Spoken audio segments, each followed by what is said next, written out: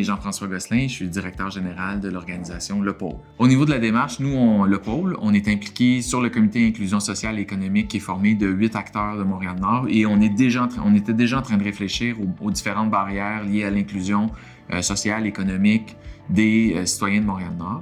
Et parallèlement à ça, le chantier, dans le cadre du Sommet de l'économie sociale, faisait aussi une réflexion sur l'inclusion des différentes communautés à l'intérieur de son mouvement. Donc, on s'est allié le temps d'une réflexion spécifique sur l'exclusion, la pauvreté, la territorialité dans le mouvement de l'économie sociale.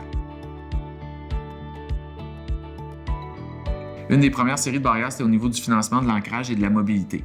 Donc là, on parlait principalement du fait qu'il y a peu de services qui sont offerts aux promoteurs ou à toute personne, en fait, qui a un projet d'économie sociale. Peu de services sont offerts sur le territoire de Montréal-Nord, donc il faut sortir du territoire. Puis, il faut comprendre que les enjeux de mobilité, plus on est économiquement défavorisé, plus la mobilité devient une contrainte qui pèse dans notre processus réflexif. Donc, la mobilité et aussi une absence de soutien directement sur le territoire, c'est vraiment un des premiers constats qui a été posé. Le deuxième constat est lié à l'image médiatique du territoire. Donc, on a vraiment une couverture médiatique qui est très négative de Montréal-Nord, ce qui génère déjà beaucoup d'exclusion dans l'espace médiatique public. On doit aussi essayer de voir comment on peut solutionner cet enjeu-là. Donc, on avait aussi des enjeux qui étaient liés aux relations qu'on a avec le système, l'écosystème, en fait, de l'économie sociale, les relations entre les organisations ou les promoteurs locaux et le réseau qui est déjà existant.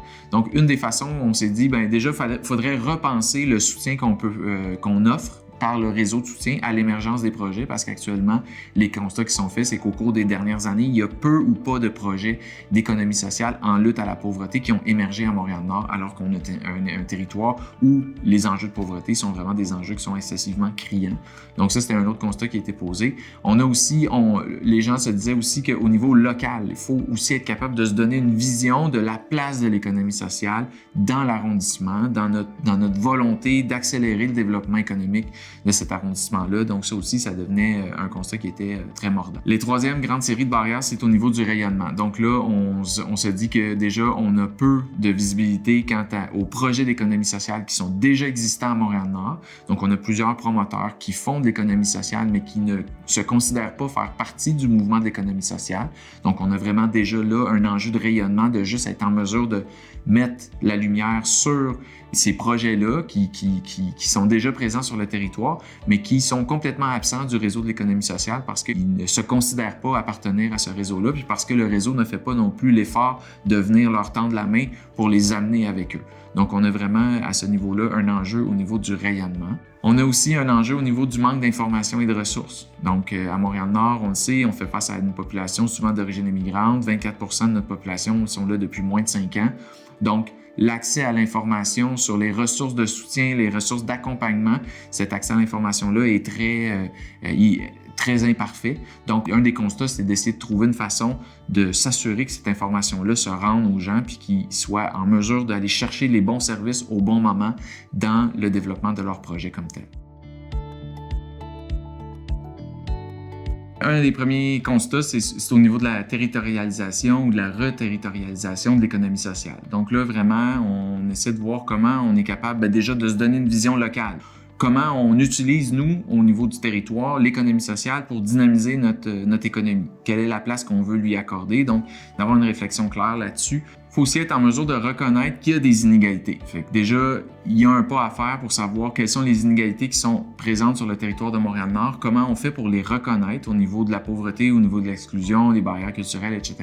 Donc, comment on fait pour reconnaître ces inégalités-là qui sont présentes sur le territoire. Le mouvement doit aussi être en mesure de reconnaître les inégalités entre les territoires. Donc là, si on veut avoir une capacité d'action qui va être adaptée aux réalités territoriales, il faut toujours déjà être en mesure de poser les constats que sur les territoires, il y a des différences, puis il faut être capable de travailler ces différences-là pour apporter des solutions qui vont aussi prendre compte de ces couleurs locales-là. Donc, il faut aussi adapter, il faut être capable d'adapter les outils d'évaluation des projets d'économie sociale pour être capable de faire une plus grande part aux impacts sociaux des projets. Quand on est dans un contexte de pauvreté et d'exclusion, c'est sûr que la population à laquelle on s'adresse avec notre bien ou notre service n'est pas non plus en moyen nécessairement d'acheter des biens à forte valeur ajoutée. Donc, les revenus de marché qu'on est capable d'aller chercher sont moindres. Donc, comment on fait pour évaluer aussi, oui, l'impact économique ou les revenus de marché, mais aussi l'impact social de ces entreprises-là sur un territoire comme le nôtre. Donc, la dernière grande famille, c'est vraiment être en mesure de faire des liens entre le local et le mouvement de l'économie sociale pour qu'on soit capable de faire rayonner des projets locaux dans le mouvement, pour être capable de démontrer aussi qu'il y a des saveurs particulières à l'intérieur de ce mouvement-là. Puis, il faut aussi être capable de faire des liens entre les différents écosystèmes pour que les apprentissages aussi se fassent des deux côtés. Donc, autant au niveau local, on puisse être inspiré par ce qui se fait ailleurs, mais que le reste du Québec puisse aussi être inspiré par les initiatives qui ont été développées ici à Montréal-Nord. Il y a une importance de repenser l'économie sociale à Montréal-Nord puis de reterritorialiser aussi ce mouvement-là parce que les gens, nous, on veut travailler l'inclusion, on veut travailler la lutte à la pauvreté. Ça se fait dans des milieux, ça se fait ancré dans des réalités qui sont compliquées, qui sont complexes, mais qui sont les nôtres. Si le mouvement arrive avec des grandes valeurs ou une façon de faire et qu'ils ne prennent pas le temps de venir entendre comment ça fonctionne à Montréal-Nord, où sont les solidarités, où sont les lieux où les gens réfléchissent à des projets, bien, on n'arrivera pas à les embarquer dans ce mouvement-là. Il faut vraiment que le mouvement débarque à Montréal-Nord, écoute, puis qu'il n'arrive pas avec ces grandes phrases, qu'il arrive en écoutant. Quelles sont déjà les solidarités présentes, comment on travaille le collectif à Montréal-Nord, puis de construire à partir des réalités qui sont les nôtres vers quelque chose de plus grand qui pourra véritablement contribuer à l'essor de l'économie sociale et au développement économique de notre territoire.